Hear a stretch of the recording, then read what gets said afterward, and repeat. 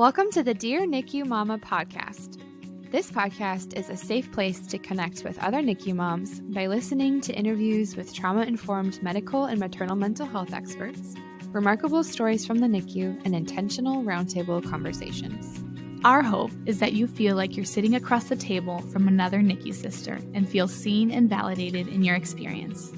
No matter where you are on your healing journey, this podcast is here to remind you that you are not alone. Welcome to the sisterhood.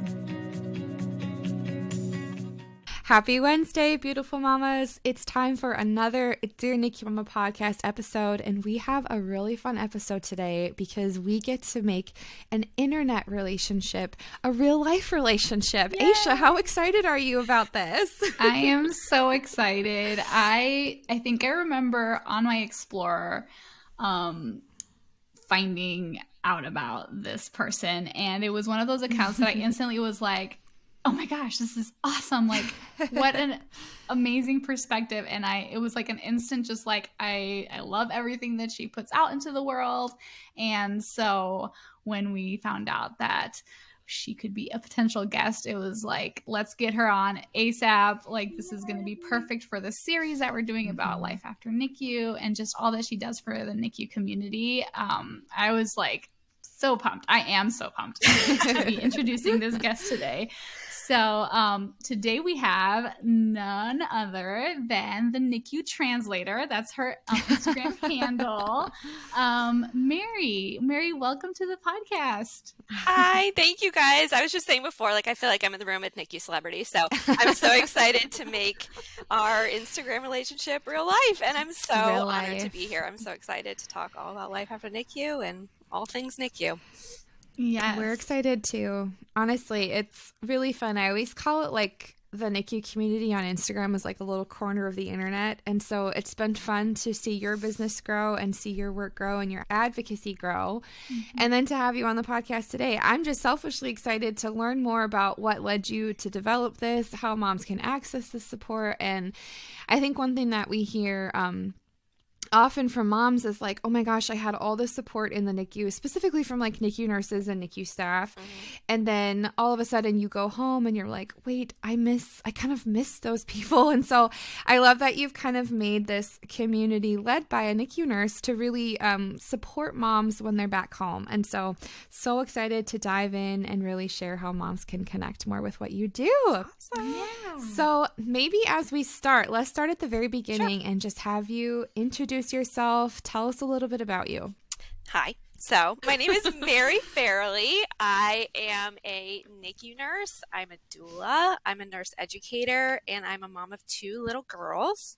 I started the NICU Translator initially back in like late 2020 after my second daughter was born, because I was just craving like a creative outlet, and I love teaching. So I really just wanted like a way to just like kind of basically translate the medical knowledge that I had of the NICU into a way that was more easily accessible and digestible, both for new nurses and NICU families. So it started just kind of in that fun educational realm. I kind of cut back from it, and then I had my second daughter October. She's almost 2, so 2021. 2022. I should know my daughter's birthday. You're good. But I was doing well. I went back to work at about 4 months. I had like that 16 weeks leave. I came back to work in the nurse educator role, and I had this like major postpartum depressive episode. And had no idea really what it was in the time. I was just like, basically, I was like, am I having a midlife crisis? Am I having this like existential, like, what is my purpose? I wasn't connecting to my work as the nurse educator in the same way. I felt like really jaded and frustrated by the red tape of the healthcare system. And every time I tried to like build resources for families and do like the things that I knew needed to be done, it would always get stuck in like, admin land. So I I finally like figured out how to get my own therapy, which, is a tough battle in itself just to kind of like get yourself to that point. And then figured out that what I really needed to do, if it was hard for me as someone who is a nurse with NICU experience, second time mom, if I was struggling deeply with life at home with a baby, like how impossible is it for a family with a NICU child navigating that like lack of support at home, and knowing from my own perspective, like how challenging it is to navigate the healthcare system, even within the NICU and then at home when you're like basically like figure it out yourself. So I got super frustrated and decided to reinvent the NICU Translator as a bridge between the NICU and home. And I do it both. Or it started initially utilizing my doula training and my NICU nurse training to basically become that like support person for families, so they don't feel like they go out into the world and have no one that like quote unquote speaks NICU in their corner, who can help empower with like education and ideas, and just be that person that can like kind of troubleshoot one-on-one with families.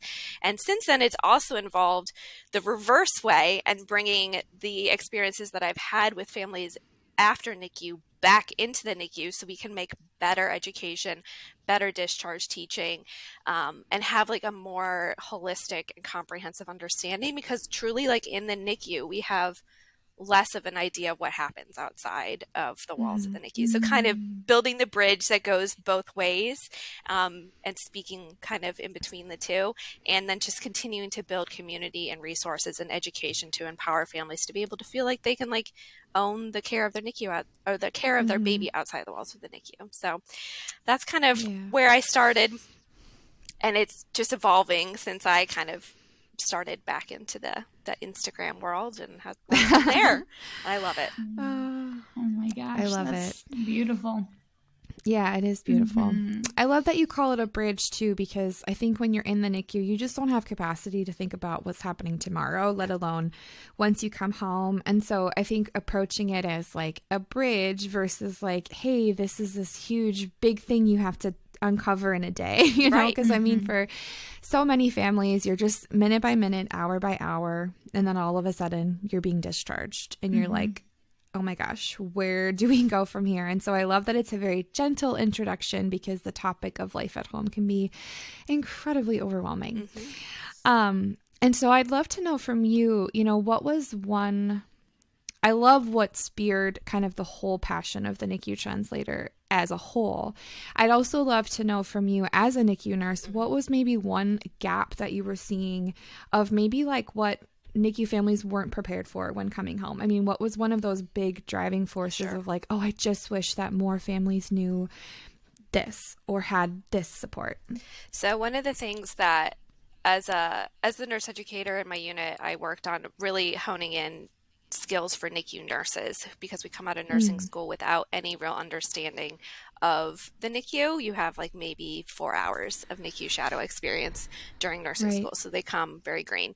And when I was doing all of my teaching about like teaching nurses how to discharge teach, I had this aha moment of being like, this checklist is a checklist of things to do to get your baby out the door. Like car seat test. Have they gotten their RSV vaccine? Like, does the parents watch the 3 generic videos that are here? Like it's just very hyper focused on up to that date. And there was basically like make an appointment with your pediatrician. Like that's the level of what was connecting the two dots between home and the life that you had inside, with all this support and having someone to ask questions. I also, on that note, I was like, well, maybe it's just my NICU.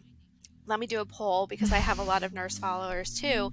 And the massive consensus was like, my question was, what do you tell families to do if they have a question after discharge? Like, can they call back to your NICU? Or like, what do you tell them to do? And the vast majority of people was like, nothing.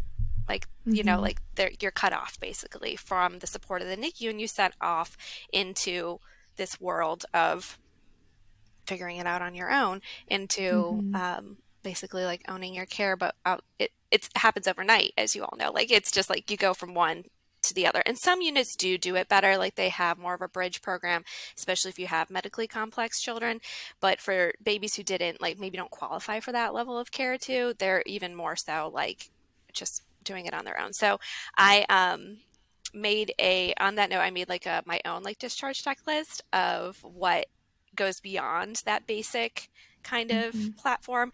And one of the big things on that is just like understanding how to navigate the healthcare system after, like how to advocate for your baby, how to communicate with your pediatrician team, the power that you have as a parent, because in the NICU, it tends to be, you know, like a lot of nurse-driven care, a lot of physician-driven care, and the voice of the parent is accepted and encouraged, but it's not the leading voice sometimes. And then when you go home, like you have to be like this, you're the leading rounds now, you know, like you are rounds at home. So having that kind of understanding and empowerment and language that you can speak to be able to like really own post NICU healthcare for your own child, and speaking your concerns to your pediatrician, and having the education and the understanding of your baby's diagnosis and potential needs after discharge to be able to then voice those concerns from an informed place. So there's that education gap, and then there's just the support of like who's got your back, who's cooking you meals, who's gonna tell you when like, okay, like here's some mental health resources in your community, and kind of just bridging those gaps as well. It's a lot. Yeah. Well, and I love that at the very end you saying who's supporting you, because I think that is something that we hear a lot in our private groups and our Instagram, is how hard it is to really like even explain what it is that you've just lived, because no one really understands it, you know, that hasn't lived through it. And so, finding that support outside of the NICU is very difficult, because I think two parts, either, you know, we don't even know what we want. We just had an episode where we talked about making decisions and how hard that can be as a NICU parent. So a lot of the times we don't even know what we need, but also a lot of the times our friends and our families don't know how they can support us and how they can be there for us. And so for families that are supporting NICU families that are coming home, what is something that you like would tell them, like, this is how you can be there for your family right now? I think that's a great question. I think one of my own personal love language is food.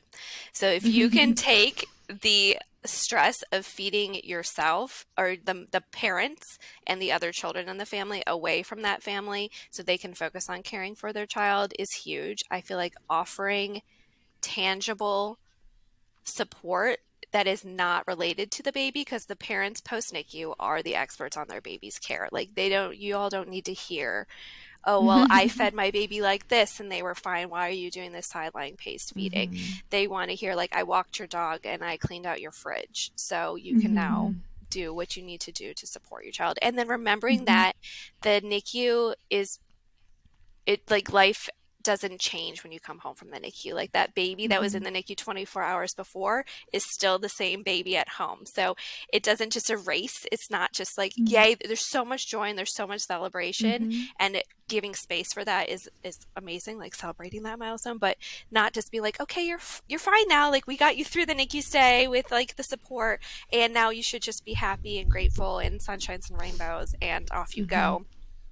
And then also, if you are a family member, taking some time to like sit and truly understand from either like your own research on like about preemies or whatever the diagnosis is, or just listening to the family like tell you what their baby needs, and like not passing your own advice or judgment or support, like, you know, letting it be their story and not your story. Especially from grandparents, I see consistently sometimes that's a struggle because it's your own, like their child that's struggling. So there tends to sometimes be this like it's their own level of like how to cope, but it tends to sometimes translate into like overbearing, lack of letting the parent sort of kind of dynamic. So giving them that space. And I also, I've had a lot of people be like, can you just tell my mom, like, what makes a preemie different? Like, can you be the bad guy kind of to be like, no, we can't have Uncle Bob and George and everybody over tomorrow. Like germs does not make my baby stronger. Like, can you just do that for me? So I did like create like a friends and family guide to NICU baby that's like nice about it, but also being like, no, this is the real deal. Like, your intent is wonderful. Here's how you can actually support. So I feel like food, listening, and not letting the support end at discharge, especially like postpartum in general. Like, I feel like hits people really hard sometimes at that like 4-month mark, when you're like, you look around, you sit up one day and you look around and you're like, no one's here anymore to help me, but I'm still really tired, and I'm still uncomfortable, and I'm still struggling. So that's, I feel like, when you really need to like check in and step up and be those people. Absolutely. Right. Well, and we hear often from some of our moms that come home with kiddos who have medically complex needs or oxygen or G tubes, that sometimes they get this like almost like even more on an island because, oh my gosh, their baby's so fragile. I don't want to bother them, or I don't want to get close. Yes. And they're kind of like, well, I don't want to get close to them if their oxygen falls out, or you know, whatever it is. And so then they feel even more isolated because they're like, well, actually it's fine. You can be with us. In fact, I need you here with us. And that, yes, my baby is fragile. They have more needs, but I'm still here. And I want you to understand their needs, and I want you to be a support person in our lives. And please don't isolate me even more than I already feel. Right. Right. Yeah, it's so I love the education piece of it for sure. It's so hard to feel like you're the only person that can ever possibly care for your child. And that is such a privilege, but it's also like kind of, you know, there's a burden to it too, that it's like all those what ifs, like what if I can't take care of them? So if you're that person that steps up in a family's life that's like curious and open to learning and supportive, then that's such a gift to be able to leave someone comfortably, even if it's, you know, to take a shower or to like go to the grocery store, like those small little moments of normalcy that is just like a human need. Like, I feel like NICU families especially tend to suppress their own needs consistently. What? No, they don't do that. That's so crazy. That never happens. You're not just like sitting in the chair in the NICU, like bleeding everywhere, being like, I'm fine. I don't need to go How's anywhere. my baby? I'm good. How's my baby? I can't leave. I'm totally good. So I feel like if you have a person that can be like, I know from you, like I've learned, you've trained me, like I can be that person for you. That's and let's not forget, we as parents didn't know how to do it at first, so we had to learn it. So it is something that can be learned, and so to have someone who's willing to be like, you know what, like I'm willing to like learn and do this with you, and you teach me. I want to be able to do this for you, like because I think sometimes too, like family members forget or friends forget, like we weren't experts. We had no, like you said, we were thrown into this world and we had to just kind of figure it out. And so that's huge to be able to find that support that is willing to be curious. I love that. I love curiosity. That's like my favorite. I feel like that's my word this year, is just being curious and approaching everything like with that desire to learn. That open heart, open mind. And I feel like even when it's not nearly the same, but when they're training a new NICU nurse and they're learning a skill and they feel maybe a little bit afraid or very task oriented or like hyper focused on certain things, if they teach it to somebody else, you just realize how much you in fact know and how good you are at what you do. And then that confidence in your own care of your own child or your own patient just continues to grow. So it's everybody wins when you're able to teach and share. But I know not everybody has those people in their life that are willing to do it. So, but if you can find them or be that person for somebody, that's all the difference. Absolutely.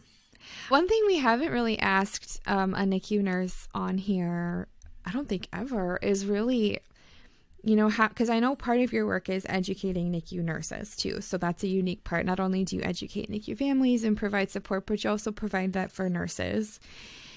And how you prepare for NICU nurses to discharge kiddos and that emotional like connection they have with those families. I mean, that's a huge part. Not only, I mean, we say it all the time, but NICU nurses and NICU staff become our family.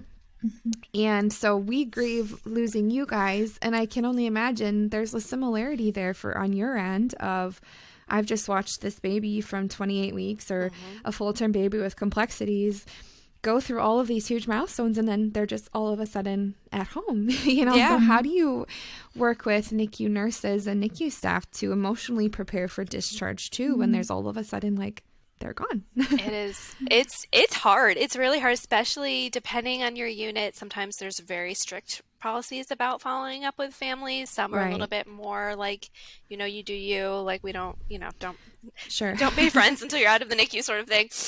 Right. But some are really strict. And I mean, I've been a NICU nurse for over 10 years now, and I'll just be like it happened yesterday at my shift at work. I'll just be doing something and immediately like it'll just pop, this baby will pop into my head that I had primaried maybe like 7-8 years ago. And I'm like, I wonder what they're doing now. And it's just really, really humbling and an honor to be able to be a tiny part of that baby's story and that family's story, and know that, like, I mean, the one thing that I hone in on with nurses in the beginning, and it's less about the discharge, but the whole thing is that, like, you're caring for a tiny human who's going to turn into a person. Like, everything that we do today affects this baby and their family for the next 100 years. Like, this is like, our work matters, and doing, like, showing up to like really give your whole heart and your whole all every day can be really hard though. So we also, similar to how Dear NICU Mama is a sisterhood,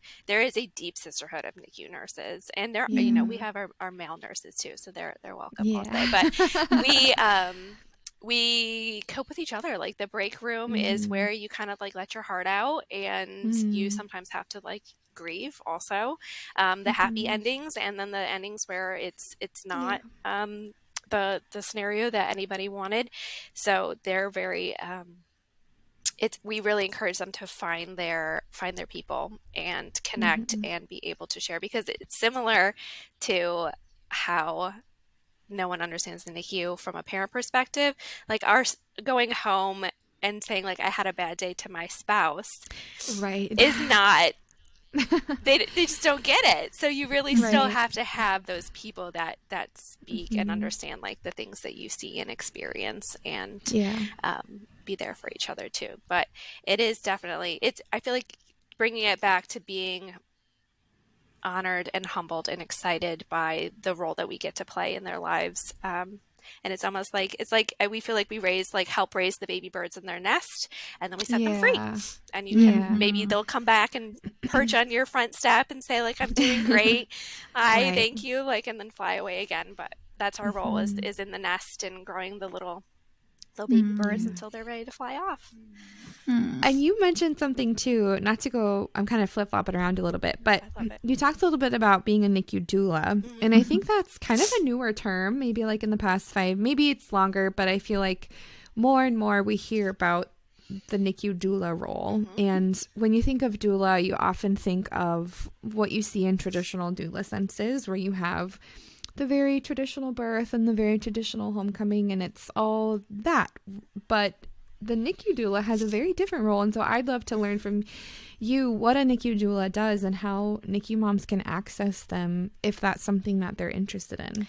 That is awesome, and very appropriate for, so my big project for this summer is I'm introducing a course for doulas who want to become more illiterate in the land of the NICU, both from a birth perspective and from the postpartum doula perspective of like offering care for preemies and more medically complex children after discharge, outside of like, obviously outside of the realm of home health, nursing, things like that, because there's more and more of an understanding that this person doesn't exist really, and there's such a need for it. Like, there's because the traditional postpartum doula role, especially, they come into your home and you get mothered at home and you get your lovely like time in the bed with your baby in a way. But the NICU doula role, there's kind of, again, similar. There's like the more in-unit role, and then there's the post-NICU role.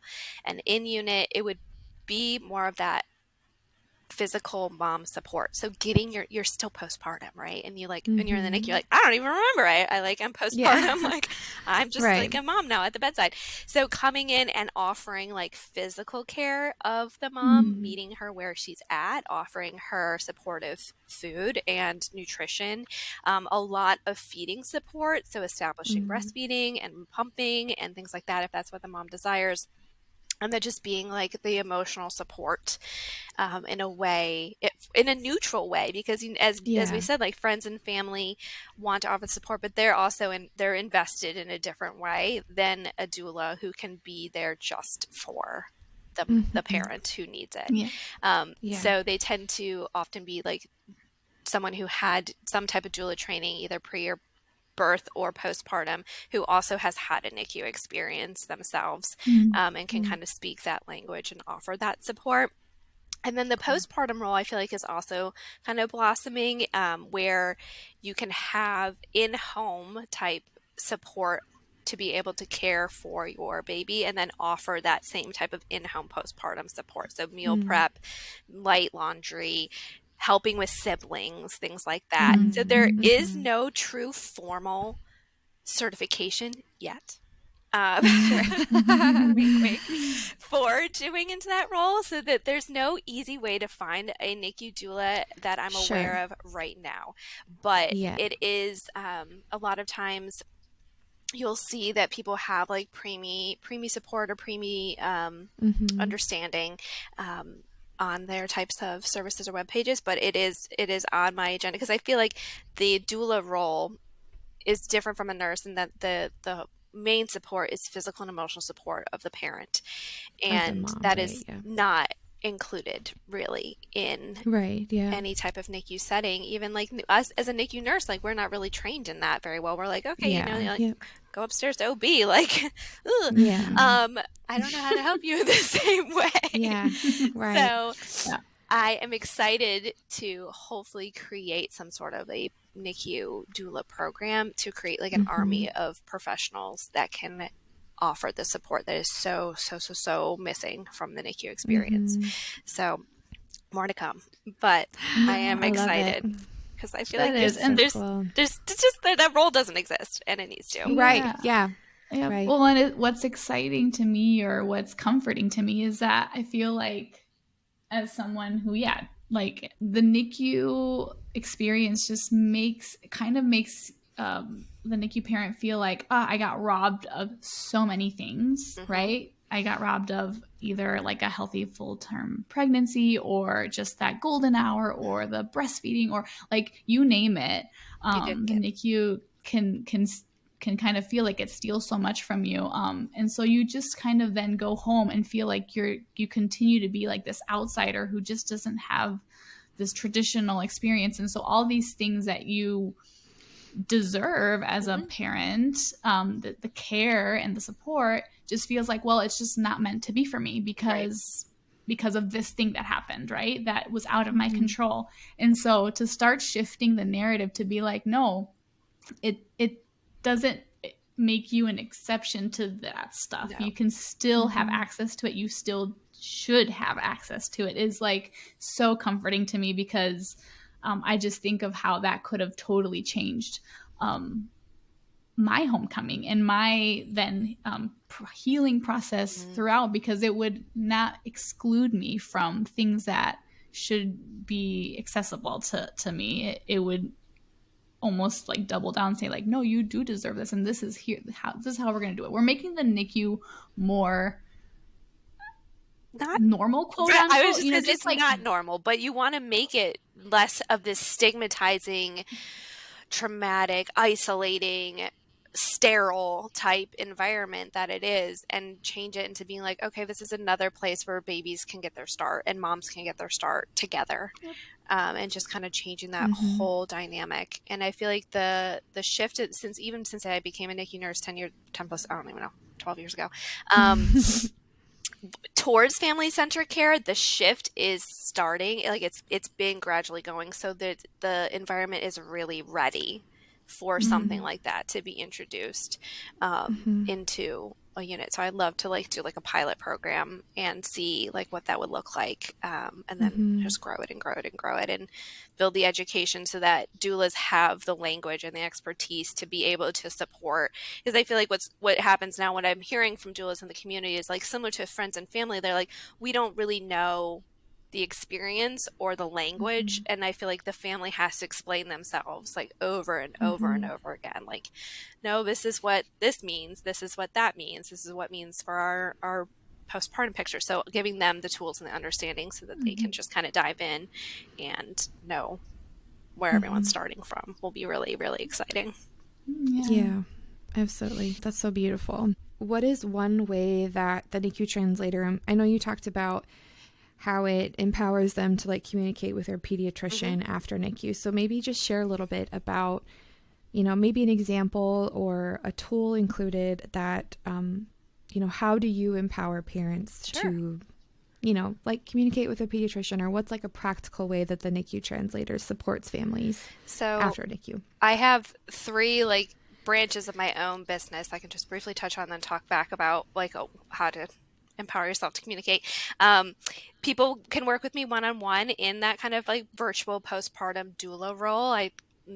Post NICU doula is kind of what I created as that. So in that role, one-on-one, we work customized to your specific baby's needs. So I've done, for example, we had a mom who was really struggling with reflux with their baby, getting a lot of pushback from their pediatrician. She knew in her gut that there needed to be more, but she was having a hard time communicating that. So we did like a lit review of all the best practices and created this like actual like action plan that she could then bring to her pediatrician and be like, I'm an expert too. Like I know you are, and I want to work with you, but I understand where I'm coming from. I'm not just, you know, pulling this out of thin air. So creating that. Or I had another mom who had a ton of anxiety around like having a crisis at home, like some type of emergency crisis. So we went through each individual scenario that she had and said step by step, this is what I would do. So that instead of being like, what if, you could be like, I know exactly what I would do. So now I can fold that up in a little box and put it away, and I don't have to think about it over and over again. So one-on-one, we can do that customized. And then I have my Life After NICU community, which is where I have my area of expertise, but there's so many experts that can help guide families post NICU, again, in building that understanding and that education and those, that empowered learning that you get at the bedside from your care team at home. So there we have like expert sessions that come in. We've had PT, we've had OT, we've had a lactation consultant come in, we have families come in and talk. And there's also community with that has like one-on-one or like more peer-to-peer support. And then I also offer like quarterly workshops and other things to be able to like hone in on topics, because as you know, every NICU baby is different. Every diagnosis is different, but giving you those tools so you don't feel like you have to do all the Googling yourself. Like you don't have to sit there and be like spending hours. Actually, please don't Google. Please don't Google yourself.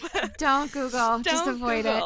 So I feel like creating like an evidence-based curated list as a place to start for people so they don't have to spend the time Googling or researching or doing all the things. They can just pull this resource, apply it to their own family and their own needs, and then integrate that back into advocating for their baby within the healthcare system so that you can know that you are truly a voice and an advocate for your unique baby and their unique needs outside of how our current healthcare system works, which is often very, you know, compartmentalized, and you get these like appointments that are 6 months out, or you're only there with a provider for 15 minutes and half the time you're just explaining yourself.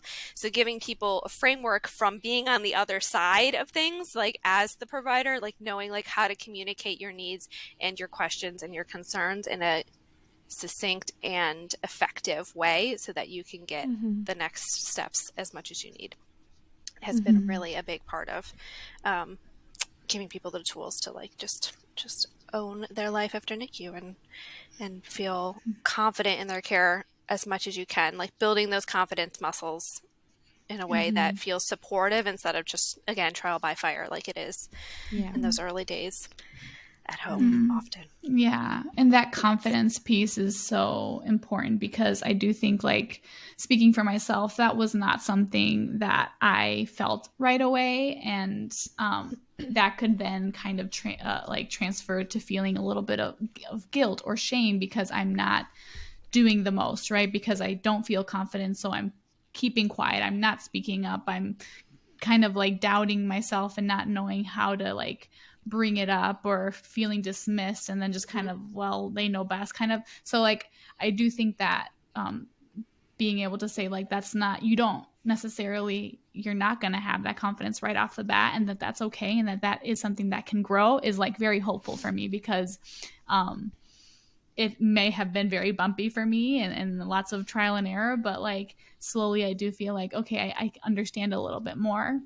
I'm able to feel a little more confident, and that happened over time. It wasn't an overnight thing. It was something that I had to build up, and that's okay too. Right. So to become a NICU nurse is, you on average have about 20 plus weeks of orientation, and then you're never going to be like an expert for the first 2 years.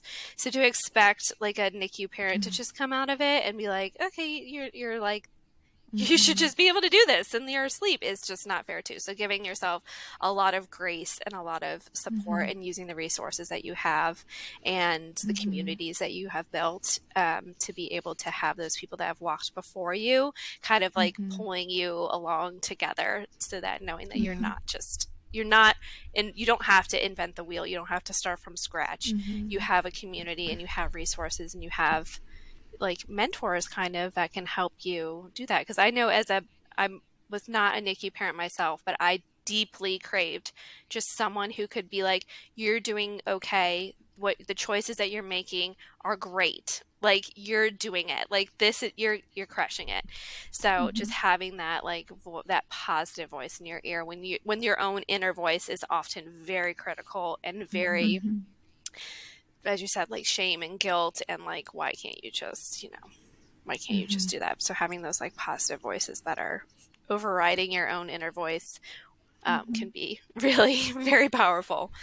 Yeah, absolutely. I feel like one of the first like posts we ever did from Dear NICU Mama was just, you are the best mother for your baby.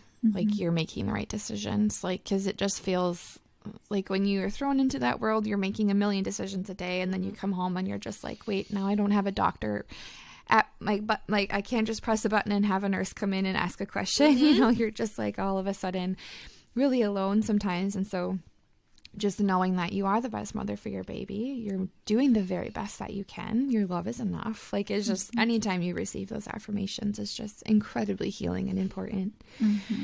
And so I would love to know, we like to always end our episodes with just an affirmation of hope for moms. And in this kind of theme of life after NICU, it can feel just completely overwhelming. It's so exciting and so like long anticipated, but also just overwhelming. And so we would just love to know what your message of hope to NICU moms would be that are listening right now, that are either preparing for discharge or are recently discharged, or maybe even a couple years out. What message of hope would you offer them? That's lovely. Let me think.